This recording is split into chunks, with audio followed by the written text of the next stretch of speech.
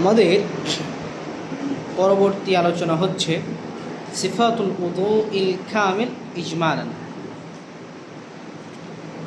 উযুর পদ্ধতি, পরিপূর্ণ উযুর পদ্ধতি। সিফাত মানে কি? বৈশিষ্ট্য। আমরা পড়ি সেটা বলতে পারেন উযুর বৈশিষ্ট্য অথবা উযুর পদ্ধতি। এখানে সিফাত মানে কি? পদ্ধতি।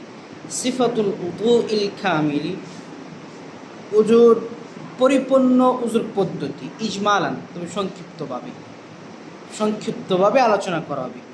আন হুমরান মাওলা উসমান, উসমান রাদিয়াল্লাহু তাআলা আনহুর মাওলা মানে দাস।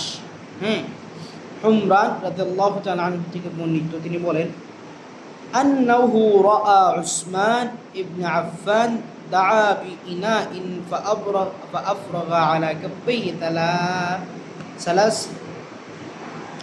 যে তিনি উসমান ইবনে আফফান রাদিয়াল্লাহু তাআলা আনহুকে দেখেন দাআ বিইনাইন, তিনি একটি পাত্র আনছেন, পানির পাত্র। ইনা মানে পানির পাত্র আনছেন। ফাআফরাগা আলা কাফাইহি সালাসু মিরাইন, অতঃপর তিনি তার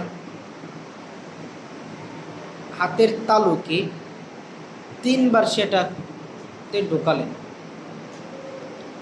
ফাগাসালাহা, এবং ঢুকিয়ে সে তা দ্বারা উযু করছেন। অর্থাৎ উসমান রাদিয়াল্লাহু তাআলা আনহু একটা পাত্র এনে সেখানে তিনবার হাতের কবজি পর্যন্ত ঢুকিয়ে ধৌত করলেন।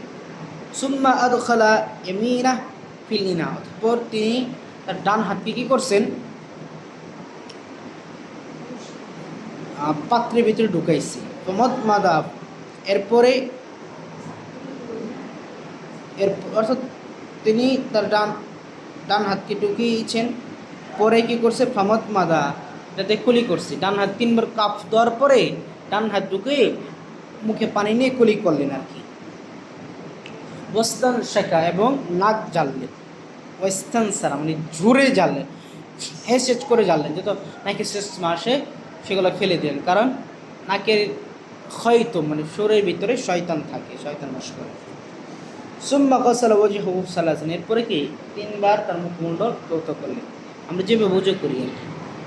ওয়া ইয়াদাইহি ইলাল মিরফাকাইন সালাসু মিরারিন, এরপরে তিনি তার দুই হাতকে কোন পর্যন্ত ধৌত করলেন তিনবার। সুম্মা মাসাহা বিরাসি, অতঃপর তিনি সেই পানি দ্বারা কি করলেন? তার মাথা মাসাহ করলেন। সুম্মা গাসালা রিজলাইহি সালাসু মিরারিন, এরপর তিনি তার পাকে তিনবার ধৌত করলেন। ইলাল কাবাইন, টাকনো পর্যন্ত। সুম্মা ক্বালা, এরপর তিনি বললেন ক্বালা রাসূলুল্লাহ সাল্লাল্লাহু আলাইহি ওয়াসাল্লাম, আল্লাহ রাসূল সাল্লাল্লাহু আলাইহি ওয়াসাল্লাম বলছেন যে মান তাওয়াক্কা নাহনু উযুই হাদা, এই যে উসমান রাদিয়াল্লাহু তাআলা আনহু ওযু করার পদ্ধতি দেখালেন, আমাদের কাছে সহজ মনে হচ্ছে, কারণ আমরা এইভাবে ওযু করি, এই জন্য মনে হচ্ছে সহজ বিষয়।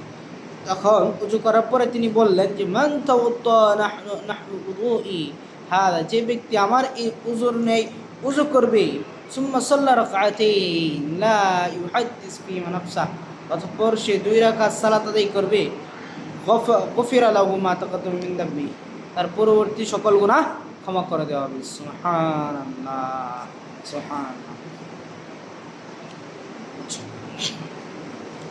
একটা গুরুত্বপূর্ণ কথা বলতে চাইছিলাম, ছুটে গেছে।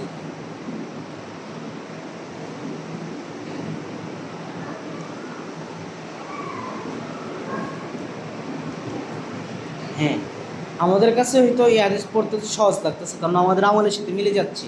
এটা একটা বড় শিক্ষা, যে আপনাদের একটা জবাব, যে আমরা যে আমলগুলো করি এটা কোরআন সুন্নাহ ভিত্তিক করি, হাদিস ভিত্তিক করি। একটু আগে যে হাদিসটা পড়ছে সেটা সহিহ বুখারীর হাদিস, ঠিক আছে? কিন্তু হানাফি ভাই কিন্তু এইভাবে উযু করে না।